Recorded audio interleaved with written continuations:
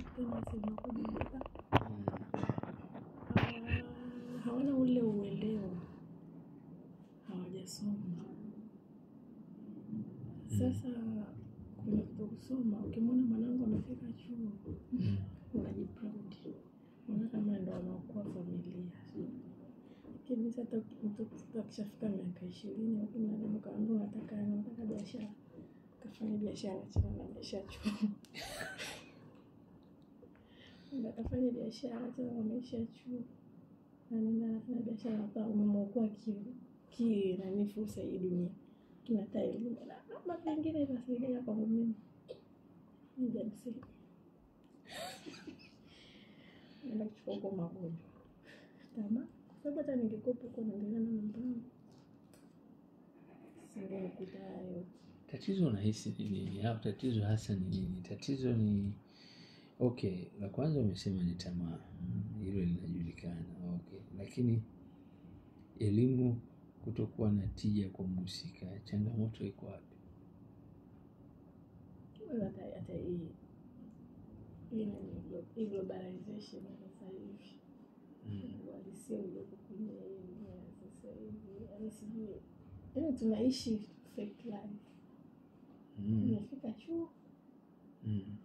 Class life unatoka kijijini, yaani fake life hapo kupretend. Mtu asipoishia fake life.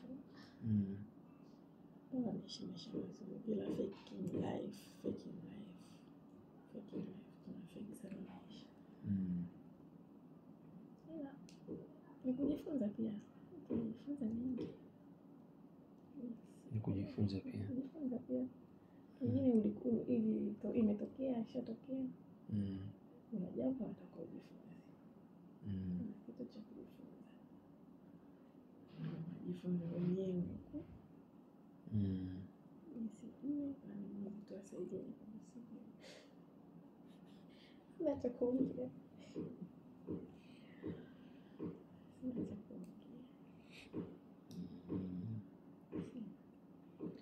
Lakini hata kama tamaa chuo kikuu haipo, mtaani sipo. Au hapana. Unafikiri nisingekuwa na hii changamoto. Ningemleta na msije nani? Pengine unielewa, yaani ni hivi. Wewe hasa unasema tamaa ndo moja ya sababu la kufikisha. Kwa sababu ya chuo kikuu. Sawa. Una ulichopata zaidi ya kupata ugonjwa wa chuo kikuu, si ndio? Mtu akiwa nje ya chuo kikuu anakuwa hana tamaa. Anakuwa nazo. Ila kwa asilimia ndogo sana. Kwa nini kwa asilimia ndogo nje ya chuo kikuu? Kwa nini asilimia kubwa ndani ya chuo kikuu?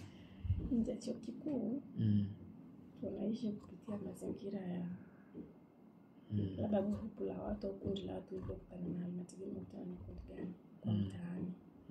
Mategemeo mtaani. Unakuta kundi jema tu nzuri. Mama yake asingekuwa sasa unakuta mwanangu. Alikuwa anaishi mazuri sana. Kana siku siona hizo tabia ambazo anaishi nazo. Ila alivyoenda sehemu fulani amebadilika sana. Kwa amekopi zile. Amezikopi.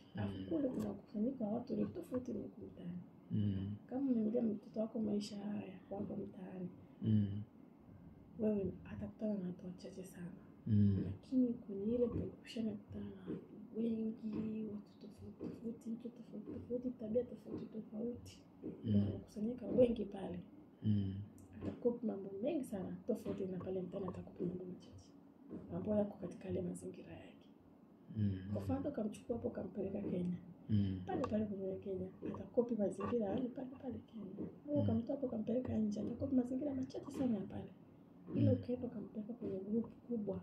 Tabia tofauti, sehemu tofauti, maisha tofauti kama ule uelewa na akili. Anaangamia tena. Kwa hiyo utakutana na huyu hivi, huyu yuko vile, huyu yuko hivi. Sasa ni akili yako. Ukopi lipi? Uache lipi? Nionekane mjinga. Sitaki kuonekana mjinga. Lakini kama mtaani kuonekana mjinga atakujua mama yako, marafiki zako wawili watatu. Kwenye grupu la watu 200 kuonekana mjinga. Sitaki kuonekana mjinga. Kuonekana na akili. Saizi 5 dakika 28. Yani kupe kuna dawa fulani unywe alafu tupime.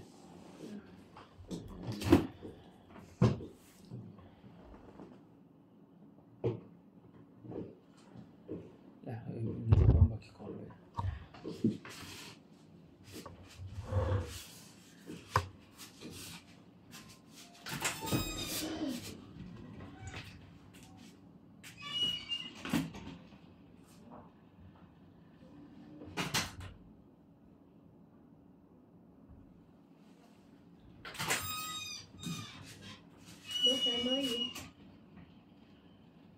Sio, mwambie nani yule mwana ni kama mizizi hivi. Alafu naichemsha yote. Sio yote, gawa nusu.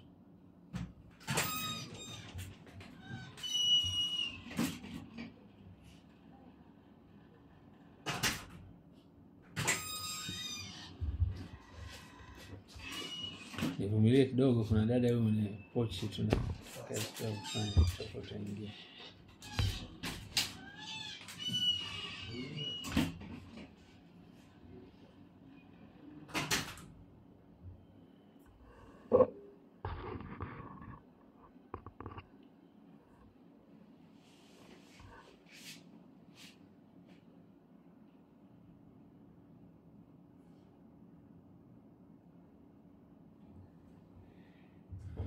Yes.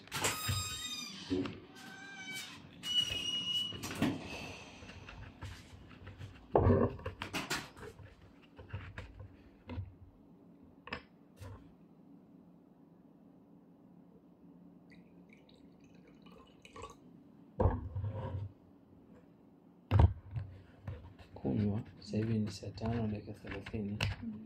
Alafu saa 6 kamili kama kuna mtu muombe ingie tupime tena.